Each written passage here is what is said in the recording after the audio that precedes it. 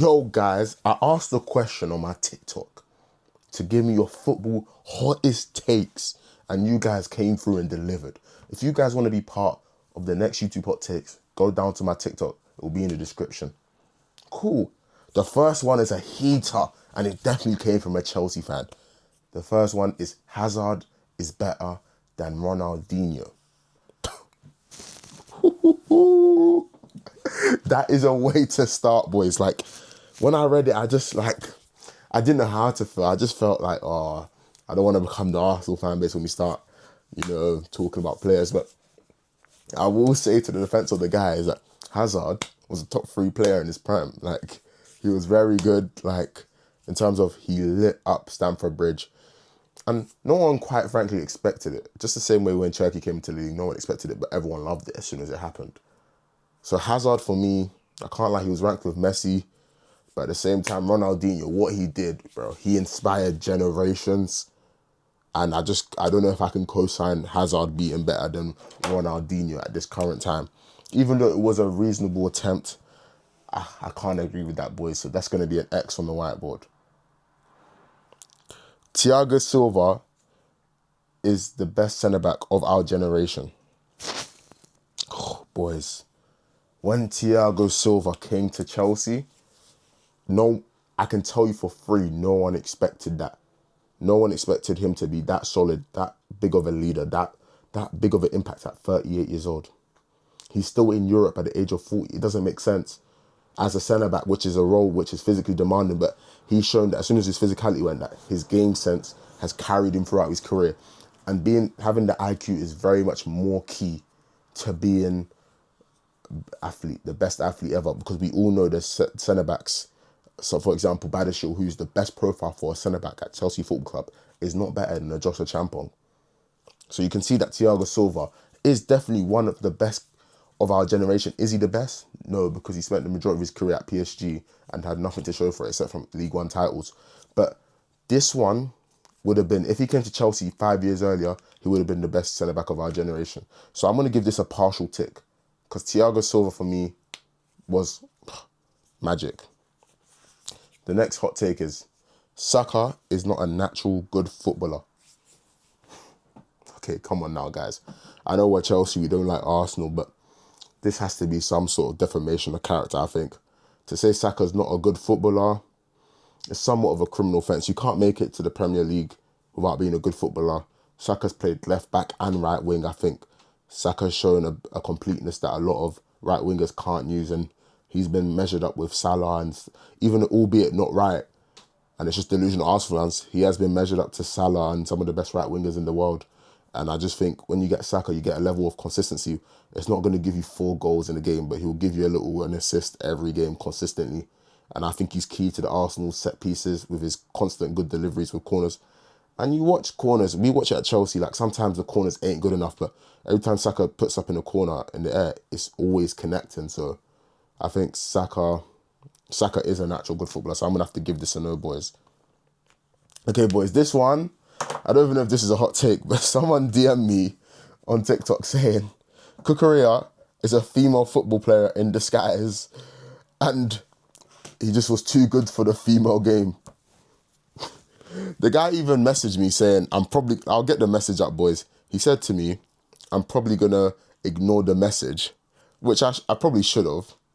But he said, if she was really a man, it would be Kukurea. I don't know how the fact checks on that, but I'm not even going to talk too tough on that, boys. I just thought that was funny and I should say that. So that's an X. I think Kukurea just has lovely hair, and I would love his hair routine and all the products. If he could ship that to me, thank you, Kukurea. I'm with you. Cool. This one. Van Dijk is the best defender of our generation. This is obviously a Liverpool fan. Do I agree with this? Partially. I think my generation did start with when I came in and watching football, Van Dijk was the best.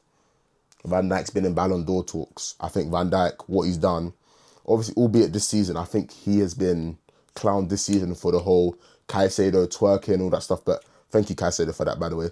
But in terms of how good he is this season, he's still the same Van Dijk. It's just the fact that at the start of the season, he was overcompensating for Konaté's mistakes, who was normally a reliable partner. So it made Liverpool look weak. And then you've got Frimpong, who is more of a defensive liability than Trent was. I don't know how Liverpool managed to get more of a defensive liability than Trent Alexander-Arnold, and they just got a less physical one that likes to bomb up forward. So seeing Van Dijk, but then you see him pop up in big games against Arsenal 0-0, and then sometimes when you think Liverpool are dead, you'll see this one. You'll see this little celebration. So I can't lie, Van Dijk being one of the best defenders in our generation, I'm giving that a tick, because I actually do rate Van Dijk here very much, because like you see the waves, the ponytail, like bro, his hair, everything about him is good, man. Ooh, this one is interesting, boys. We got Boubacar Kamara is better than Declan Rice. It could never be my DM. Moise Caicedo getting compared to Boubacar Kamara, but we're going to talk about this one. And I'm going to tell you guys, some of you guys might not know about Boubacar Kamara. Boubacar Kamara, before he was linked to Aston Villa, was linked to Chelsea. So obviously I was doing deep dives, and this guy, one of the best DMs in the league, hands down, top 3, top 4, one of them, he's top 5, hands down. He's one of the biggest reasons why Villa are where they are this season. But obviously everyone's going to talk about Morgan Rogers, Ollie Watkins, because they scored the goals. But Boubacar Kamara, in terms of aerial duels, in terms of duels in anything, I think Aston Villa have got 10 plus duels in a match 4 times this season, and they've all been by Boubacar Kamara. He's key to the defence. That's the reason why Buendia can go up a bit further. That's why Tielemans can be more of a controller up top. But in terms of stopping everything, I'm telling you, Boubacar Kamara is top. But is he better than Declan Rice? No. Let's be serious. Let's be frank. Let's be Lampard here. I just wanted to hype him up, but he's not better than Declan Rice. So I have to give this one an X. I think Boubacar has a lot to do, but Declan Rice he's even in the international squad, plays for England. He's key to Arsenal on set pieces. I just think Boubacar Kamara can't really chat to Declan Rice at the moment. Okay, this is my hot take now. I think Mudryk had a way higher ceiling than Kenan Yildiz does right now. And the only reason we're hyping up Kenan Yildiz right now is because Mudryk is missing. Do you guys remember what Mudryk was doing when he was playing? This guy was at Shakhtar cooking up Real Madrid when Real Madrid were actually good. Not this Real Madrid now that's losing to Barcelona Super Cup finals every week, conceding goals. Like the Real Madrid that won the champs. That Real Madrid. What Mudryk was doing for his international team before the whole ban, even for Chelsea, he was starting to find his feet in the Conference League and just getting his confidence up. Those goals against Nottingham Forest that were just quality and speed and power. The debut against Liverpool, everything about Mudryk. There was more hype for Mudryk than there was for Esteban. That's what Mudryk was. Mudryk was the guy. So I can't sit here and say Kenan Yildiz is going to be better, like has better potential than him, because I don't see it. Kenan Yildiz has high potential, yes. But does he have better potential than Kenan Yildiz? No. So I'm going to give my own hot take a tick. Do you know why? Because it's my channel. I can do whatever I want. Ooh. Okay, so someone said Foden is better than Palmer, and then there's a big space, and then Saka's next. On terms of pure footballing ability and watching the game, I absolutely agree with this take. But in terms of results and bringing what they need to do on the pitch, it's got to be Saka above all of these. I think Saka's the most reliable out of all of them. I think Saka over the last couple of seasons has been not only pivotal to Arsenal, but their best player. Quite frankly, and Arsenal are sitting first in the league currently as we're recording, and they have been second and been consistently there for the last couple of seasons. And Saka's been at the pit of that. Foden fell off for a whole year because he was at City. But if Saka fell off at Arsenal, it'd be a bit detrimental. So I think my order would be Saka, Foden, of this season anyway. Of this season, it would be Foden, Saka, Palmer. In general, it would be Foden, Palmer, Saka. No, Saka, Palmer, Foden. Because Foden fell off for a year and that can't happen. The last one is Cole Palmer will have a better impact at Chelsea than Eden Hazard did. Now, boys, this is a big statement.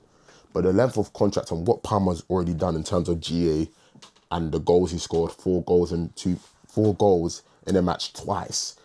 Once against Everton, once against Brighton. Like, those kind of games live on in legacy. Those are like throwback games. Those are games you watch back in like 10 years on YouTube and you just come up and just watch it anyway because it's there. Palmer, in terms of legacy, if he picks up that kind of form and comes back at it under Liam Rossini, I have no doubt this will be true. I have no doubt this will be true. So I'm going to agree with this hot take. And boys, if you guys enjoyed the video, make sure to drop a like and subscribe. But also, if you want a part 2, drop your hot take in the comments. And I promise you, I'm doing a hot take part 2. And I'll do it by next week. Come on, boys, let's go. We're going to go crazy. Up the Chelsea.